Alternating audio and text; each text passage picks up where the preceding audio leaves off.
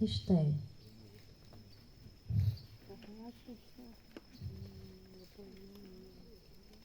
Passei direto aqui.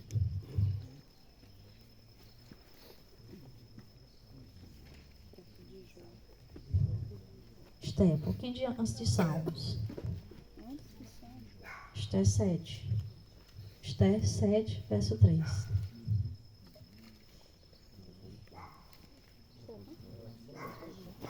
Verso 3.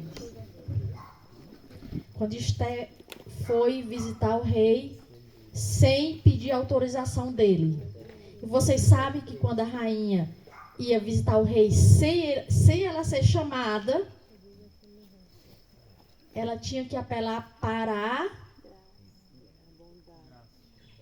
misericórdia dele, para ela não ser consumida. Não era isso?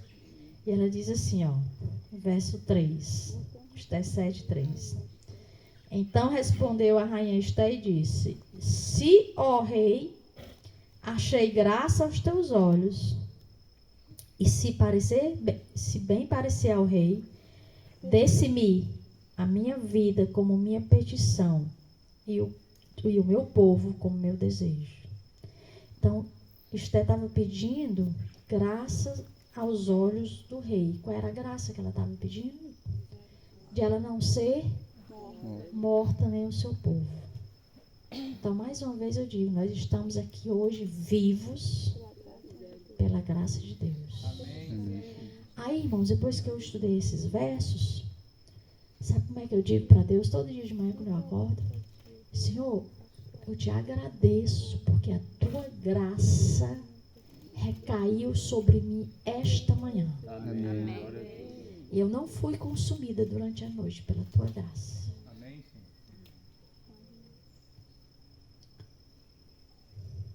Vamos lá para frente. Agora tem um verso assim mais, para a gente estudar mais profundo. Vamos lá para João. Carregou? Esse é João. Acabou. Esse aqui acabou. Tem outro? Tem.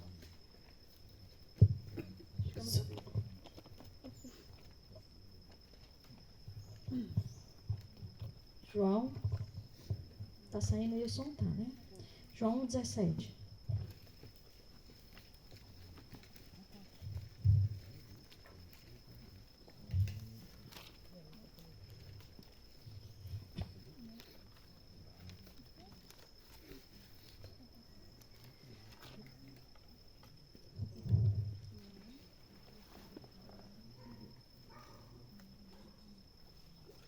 Diz assim, João 17. Porque a lei foi dada por Moisés, a graça e a verdade vieram por Jesus Cristo. 17. Porque a lei foi dada por Moisés, a graça e a verdade vieram por Jesus Cristo. Eu tenho uma pergunta para vocês. Se a graça e a verdade vieram por Jesus Cristo, a graça foi da morte de Jesus para cá? Sim ou não? Não. Todo mundo entende isso? Porque os evangélicos, eles entendem que a graça de Deus foi da morte de Cristo para cá. Por isso que às vezes eles nem querem saber do Antigo Testamento. Querem saber só da graça. Nós adventistas entendemos que a graça sempre... Desde quando? Desde a fundação do mundo. Desde a eternidade. A graça existe. Então João diz assim. Porque a lei foi dada por meio de Moisés, mas a graça e a verdade vieram por meio de Jesus Cristo. O que é que João quis dizer? João quis dizer que a graça veio só de quando Jesus Cristo nasceu para cá? Não. Jesus Cristo é a consumação da graça. Existe graça maior que Deus poderia nos conceder do que Ele morrer por nós? Existe graça maior do que isso? Não. Tem uma citação do Espírito de Profecia, quem sabe onde está e quem sabe literalmente como é que está escrito, que diz mais ou menos assim, que Deus não poderia dar nada maior ao ser humano do que ele morrer por nós. Porque Jesus é Deus, não? Amém. Então, Deus morreu para me salvar. Não pode existir graça maior do que essa. Então, Jesus é a consumação da maior graça, do maior favor que Deus poderia doar, prestar à humanidade. Vamos para Atos. Atos 11. Atos 11.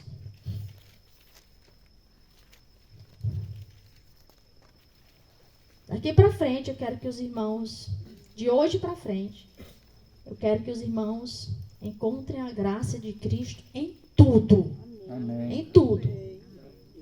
Quando for tomar banho, Senhor, eu te louvo, eu te agradeço que eu posso tomar um banho sozinho, em pé.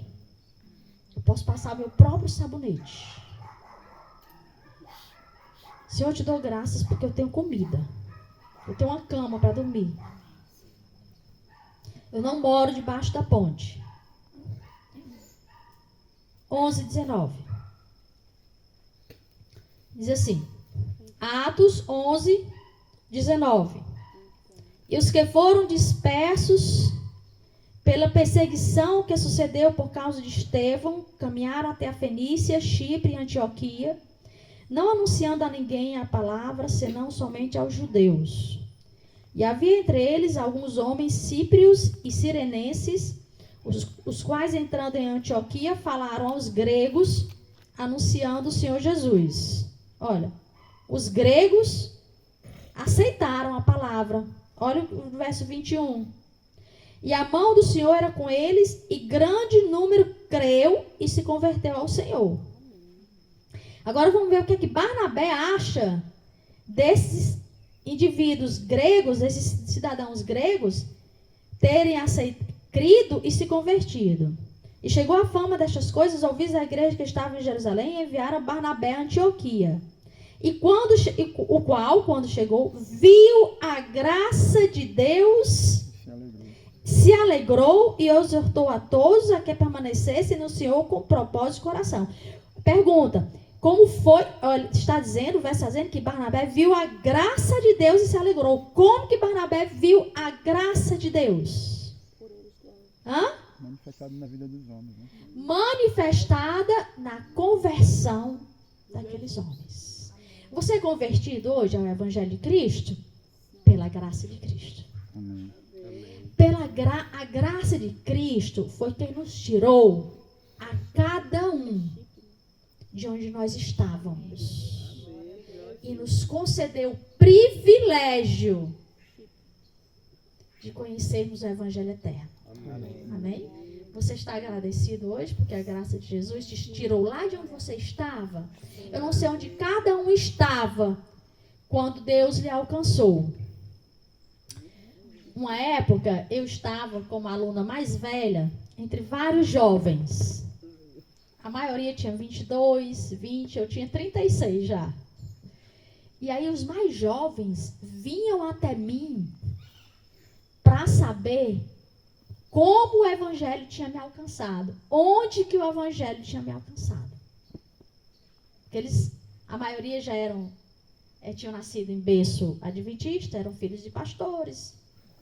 Enfim, mas eu não tinha cara de que era filha de pastor, eu não tinha jeito de quem tinha nascido no berço adventista, né? Então eles vinham até mim perguntar, irmã, como foi que o Evangelho lhe alcançou? Onde ele lhe alcançou? Né?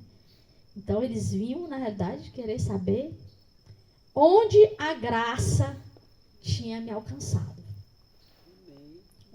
De onde Jesus tinha me tirado. Né? A graça da conversão. Atos 20. Você é convertido pela graça de Cristo.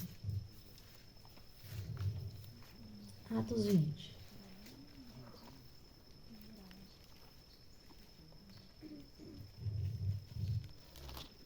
Atos 20. Verso 24.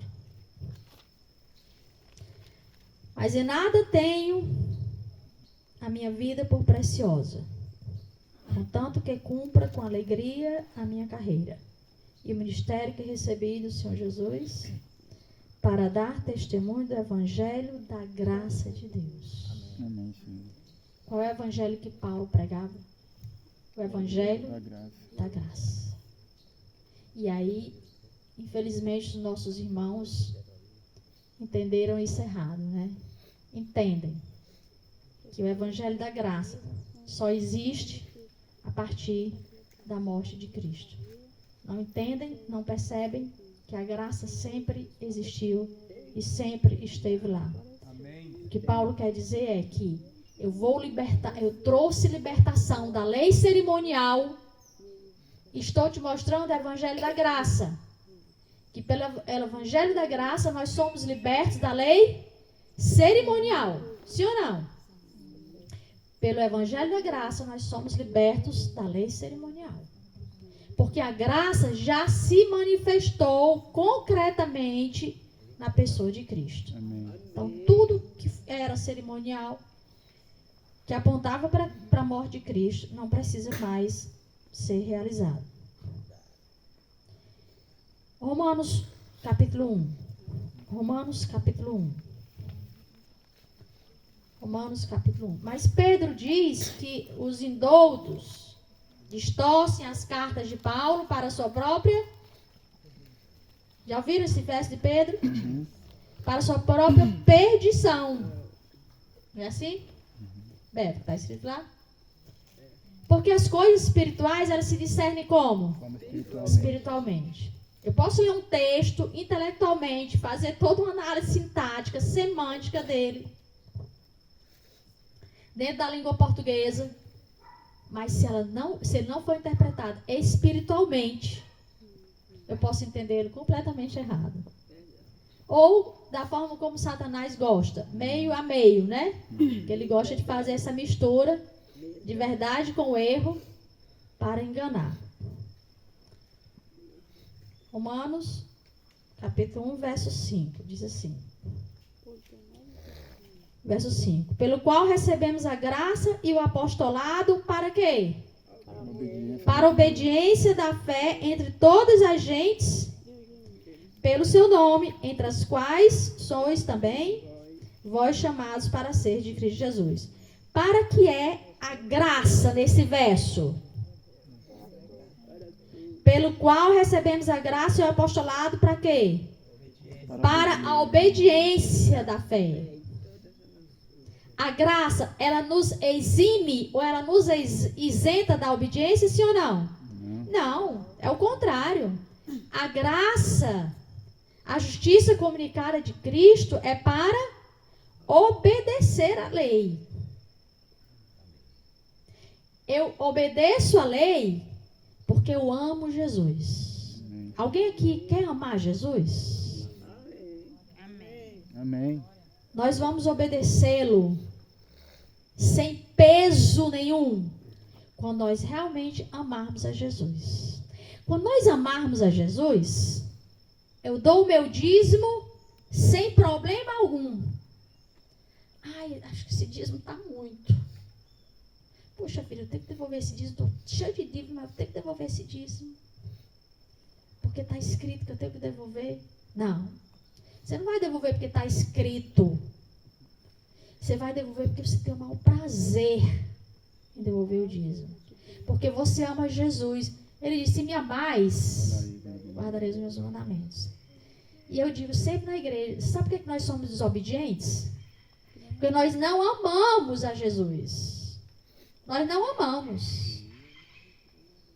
Quando nós amarmos Jesus, nós vamos obedecê-lo em tudo, por amor. Aí a nossa entrega será total. Amém. Total.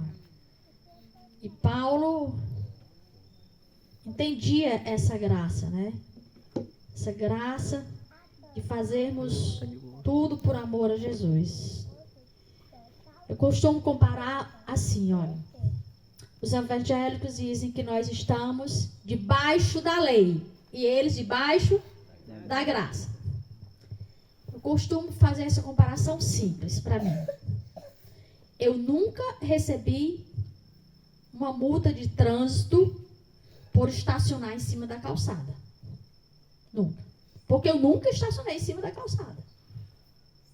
Se eu nunca estacionei em cima da calçada, o guarda jamais pôde me multar por estacionar em cima da calçada, sim ou não? Eu estou abaixo ou acima da lei? Acima da lei. A lei serve para quê? Para me condenar. Eu fui condenada por estacionar em cima da calçada? Não, porque eu nunca estacionei em cima da calçada. Eu estou acima e embaixo da graça. Estou acima da lei e debaixo, porque Deus me concedeu a graça para fazer o certo. Deus me concedeu a graça para obedecer à lei de trânsito, porque a lei de trânsito, ela não é para o meu mal. Eu só devo deixar de obedecer a lei do homem quando ela for contrária à lei de Deus. Então eu estou debaixo da graça. Eu não cometo multa de trânsito. Porque Deus me dá o poder para obedecer. A graça é para obedecer. E essa graça, ela me é concedida para obedecer porque eu amo a Jesus.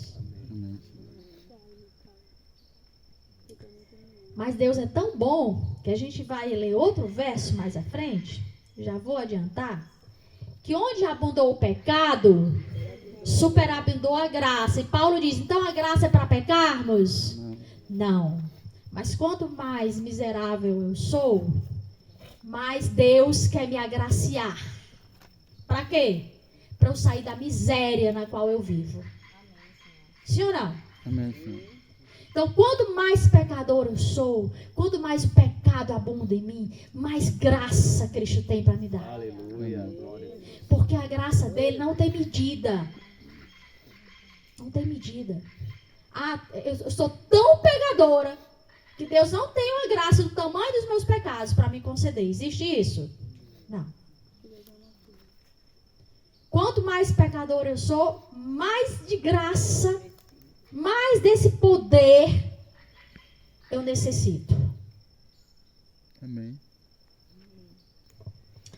Infelizmente, é entendido errado ainda por aí, né? Vamos para Romanos 4. Romanos 4.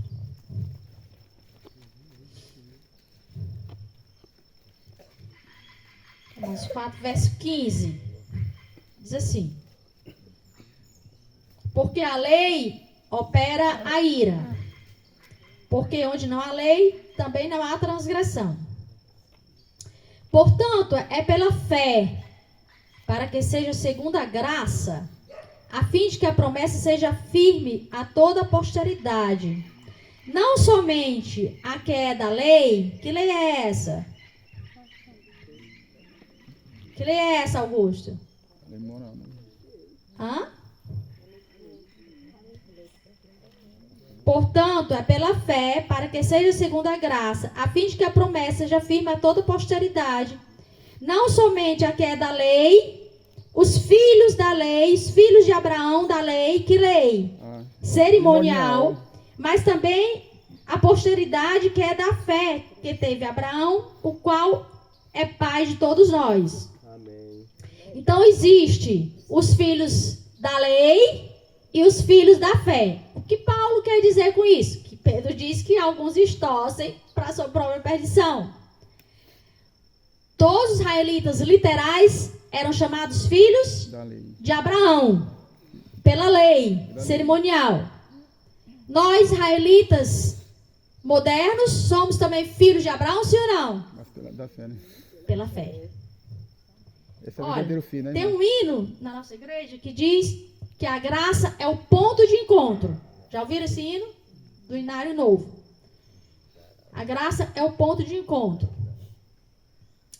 Cristo uniu ali a descendência literal de Abraão e a descendência pela fé de Abraão. Todos do Antigo Testamento esperavam Cristo. Viveram pela promessa do Salvador, sim ou não? E nós também vivemos por essa promessa, pela graça que se concretizou em Cristo. Cristo é o ponto de encontro entre essa geração descendente de Abraão pela lei e nós descendentes de Abraão pela fé. Então Paulo está dizendo, portanto é pela fé, para que seja segundo a graça, a fim de que a promessa seja firme a toda a posteridade, não só a posteridade da lei cerimonial que apontava para Cristo, mas também a que é da fé, a posteridade da fé, que nós já vimos que Jesus veio. Somos filhos de Abraão pela fé, o qual é pai de todos nós. Então a graça se manifestou digamos assim, no seu ponto máximo, que Deus poderia nos mostrar. Eu estou mostrando a vocês a minha graça em carne. Quem é? Jesus. Amém. E nós somos privilegiados porque o Antigo Testamento todo viveu essa promessa, sempre esperando Cristo, porque Eva já esperava Cristo. Eva já esperava Cristo. E nós somos privilegiados porque nós vimos pela fé que Jesus já se encarnou e morreu por todos nós. Agora eu vou para uma citação para a gente encerrar. Só para ratificar aquele verso que onde abundou o pecado, sobreabundou a graça, eu convido vocês a irem para Romanos 5 ainda. Verso 20. Verso 20. Veio, porém, a lei para que a ofensa abundasse. Mas onde o pecado abundou, superabundou a graça.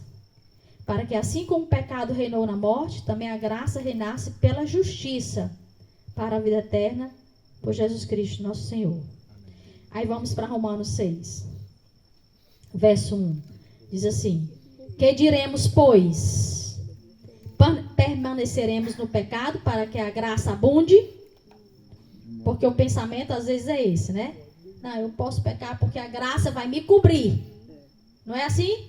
Vou pecar porque vou continuar pecando. Irmão, mas você está em pecado. Não, mas a graça me cobre. Então Paulo pergunta: que diremos, pois? Permaneceremos no pecado, já que a graça superabunda onde superabundou o pecado? Permaneceremos, pois, no pecado para que a graça abunde? O que é que ele responde? De modo nenhum. Nós que estamos mortos para o pecado, como viveremos ainda nele? Agora eu vou ler uma citação do Espírito de Profecia. A fé pela qual eu vivo. Deixa eu ver qual é a página. Se vocês quiserem anotar, a página 72. A fé pela qual eu vivo diz assim: assim como a Bíblia apresenta duas leis, quais são? A cerimonial e a moral. Assim como a Bíblia apresenta duas leis, uma imutável e eterna, a outra provisória e temporária, assim há dois concertos. O concerto da graça foi primeiramente com o homem, foi feito primeiramente com o homem no Éden, quando depois da queda foi dada uma promessa divina de que a semente da mulher feriria a cabeça da serpente. A todos os homens este concerto oferecia perdão e a graça auxiliadora de Deus para a futura obediência mediante a fé em Cristo. Então a graça esse concerto que foi feito lá com Adão e Eva oferecia perdão, justiça imputada Comunicado. e a graça auxiliadora de Deus para a futura obediência mediante a fé de Cristo. Justiça comunicada. Perdão, justiça imputada. Graça para a obediência, justiça comunicada. Então, essa promessa, esse concerto, oferecia o perdão e a graça. Permitia-lhes também vida eterna sob condição de fidelidade para com a lei de Deus. Assim receberam os patriarcas a esperança da salvação. Então, eles tinham a esperança nesse concerto que foi feito com eles. Perdão e graça. Justiça imputada, justiça comunicada. Para que a graça? Para obediência. A graça é para obediência. Não é para cobrir os seus pecados sem o derramamento de sangue para você pecar todos os dias. A graça lhe cobre quando você se arrepende e tem o desejo no seu coração de não pecar mais. Foi essa fé. Não. Esse mesmo concerto foi renovado a Abraão na promessa: em tua semente serão benditas todas as nações da terra, inclusive nós, que somos filhos de Abraão pela fé. Essa promessa apontava para Cristo. Assim Abraão a compreendeu, Gálatas 3, 8, 16. A compreendeu e confiou em Cristo para o perdão dos pecados. Foi esta fé que lhe foi atribuída como justiça. O concerto com Abraão mantinha também a autoridade da lei de Deus, porque, afinal de contas, a fé que Abraão tinha não anulava a obediência à lei de Deus. O concerto com Abraão mantinha também a autoridade da lei de Deus. O Senhor apareceu a Abraão e disse: eu sou o Deus Todo-Poderoso. Anda em minha presença e ser... Olha, gente, o que eu descobri? Para ser perfeito, eu tenho que andar na presença de quem, Beto? De Deus. Anda na minha presença e ser perfeito. Para sermos perfeitos, precisamos fazer uma coisa só. Qual? Andarmos na presença de Deus. Enoque andava e foi arrebatado. Não tinha mais como Enoque viver entre seres humanos pecadores. Ele andava na presença de Deus até se tornar semelhante no seu caráter a Deus. E teve que ser levado. O testemunho de Deus concernente a seu fiel servo foi: Abraão obedeceu a minha voz e guardou o meu mandado, os meus preceitos, os meus estatutos e as minhas leis. Abraão obedeceu a minha voz e guardou o meu mandado, os meus preceitos, os meus estatutos e as minhas leis. Amém.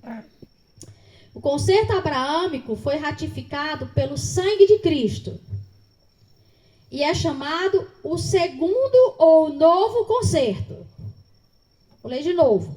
O concerto que foi feito com Abraão foi ratificado, confirmado pelo sangue de Cristo e é chamado o segundo concerto ou novo concerto.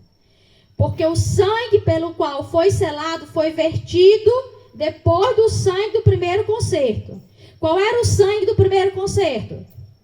O sangue dos cordeiros. Agora, o segundo concerto foi selado, ratificado pelo sangue de Cristo. O concerto da graça não é uma verdade nova, porque desde a eternidade existira na mente de Deus. Por essa razão é chamado concerto eterno. Estou lendo A Fé pela Qual Eu Vivo, tá? Página 72. Somente há esperança para nós quando nos colocamos debaixo do concerto abraâmico, que é o concerto da graça pela fé em Cristo Jesus. Olha, somente há esperança para nós debaixo desse concerto. Somente. Está escrito aqui. Ah, eu vou para a igreja sábado porque eu tenho que ir. Você não tem que ir. Você vai porque você quer se encontrar com Deus lá na casa dele. Não é porque você tem que ir. Não é porque os irmãos vão dizer, vixe, cadê o irmão Nonato? Cadê o irmão João? Cadê a irmã Ana? Por que ela não veio? Não, não é por isso. Nós vamos para a igreja no sábado, que queremos nos encontrar com o nosso Salvador lá, na casa dele. Somente há esperança para nós quando nos colocamos debaixo do concerto abraâmico, que é o concerto da graça pela fé em Cristo Jesus. O evangelho pregado a Abraão, mediante o qual teve esperança, é o mesmo evangelho que nos é pregado hoje, e pelo qual temos a esperança. Abraão olhava para Jesus, que é o autor e consumador de nossa fé. Amém. E nós precisamos fazer a mesma coisa. Andar na presença de Manter os olhos em Jesus e andar na presença de Deus. Amém, Senhor. Terminamos aqui. Quantos foram agraciados pelos textos que nós lemos? Amém. Eu passei a enxergar a graça, creio eu, da forma correta agora. Depois que estudei esses versos, eu passei a olhar, a entender e a viver a graça de forma correta. Pelo menos aos meus olhos até agora. Meu Amém. entendimento. E entender que tudo que eu tenho, se tenho alguma coisa boa, se tenho alguma coisa material, se tenho alguma coisa no meu dia a dia, que é bom para mim,